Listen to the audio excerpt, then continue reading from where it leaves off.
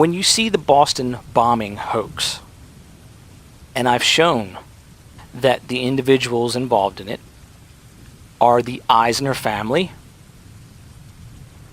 Michael Eisner, his son Breck, his other son, and his daughter-in-law.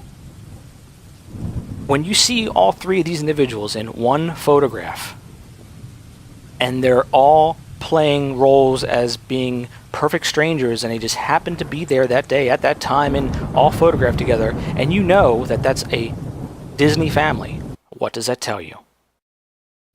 Trying to do, which probably will not be successful, but I'm trying it, to do in the new media what I was able to do in television, even in radio to a degree, in movies and theme parks. I'm trying to figure out where the big play is. And I think the big play is in content. I think the big play is in content in IP, Internet Protocol. And I think in 10 years, the word internet will probably go away, and it's just, that's the way things will be distributed.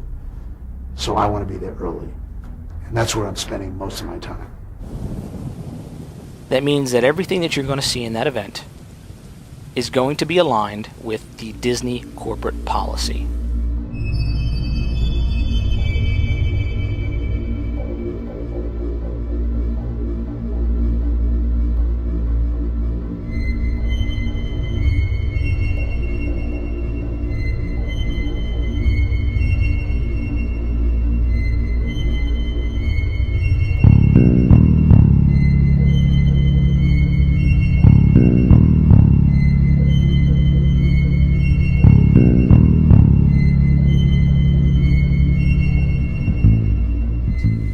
The phrase "content is king" is a phrase I originated. It's mine. Content will always be king. And branded content, like the brands we have, will always reign supreme. People don't watch CBS. They watch what's on it. They don't watch distribution. They watch what's on it. Content remains king, but let's say distribution is at least a near prince. It's contrived with the knowledge of psychology, and they know how to play the people. It's not real. It's fiction. The Boston bombing is as real as the drill that it was. Sandy Hook is as real as the drill that it was. The characters in that drill are as real as who you believe them to be. But know that they are real people, real actors, and they have real lives. And I'm showing you the connection between them all. The Greenberg family members. For example, let's look at Brett Greenberg. You can go to searchbug.com, a free people finder, type in Brett Greenberg. When you see the locations that he's lived, and you see that Newport, that Boston, that these locations that I've shown you his photograph as playing parts in that drill, his family members, Michael Greenberg, standing right there at the Boston bombing. When you see those family members all together in that one event, and then you see that Brett Greenberg, a real person, lived there, lived in Newtown, lived right by his uncle, Tony Greenberg, who they all, with Hoffman's, lived 20 minutes away from the location that's Newtown. When you see that over and over again, in reality, that real person that I've shown you, and you see their photograph there at that event, what does that tell you? That's a person that you can go after, and you can show his face and make it more difficult for him to keep on doing what he's doing. Because remember, it's not against the law what they're doing. You can't accuse them of a crime. That would be defamation of their character, and you could get sued. Unfortunately, that's the reality. They go out of their way to disguise themselves. They know the tricks. And in cases where it is a high-profile person that they're trying to disguise, you'll see them use all those tricks together to mask it. Now, why would they do that? Why don't they just hire another actor? Because they can't.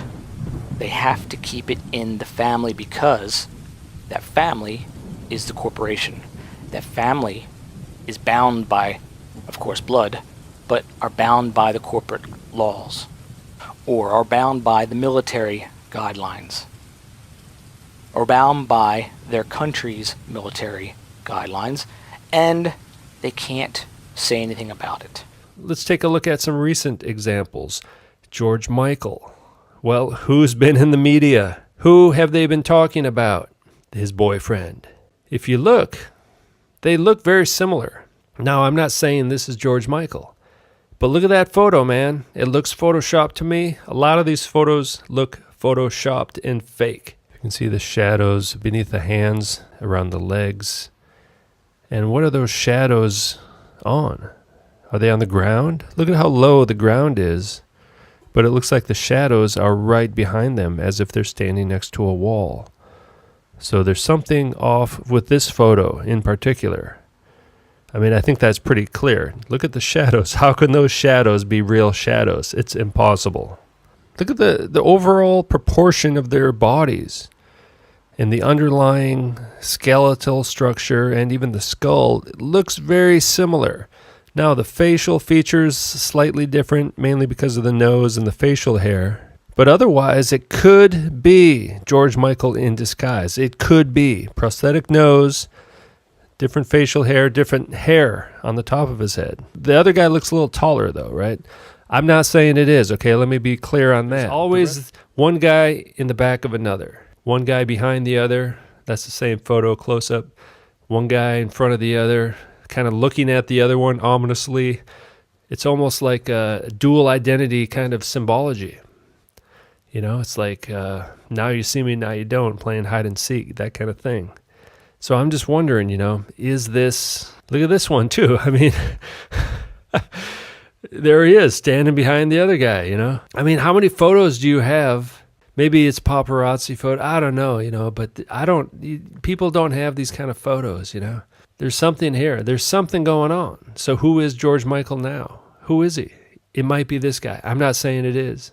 They look very similar. And it was on Christmas Day, hit song Last Christmas. The Queen talked about next year will be the last Christmas. You know, all these little things. You can tell that we're, at least as far as the media goes, we're living in the Truman Show. The people around you are real, but they're all brainwashed. So Carrie Fisher, who died a couple days after that, now her legacy is apparently raising her daughter as gender neutral. Like, of all things, you know?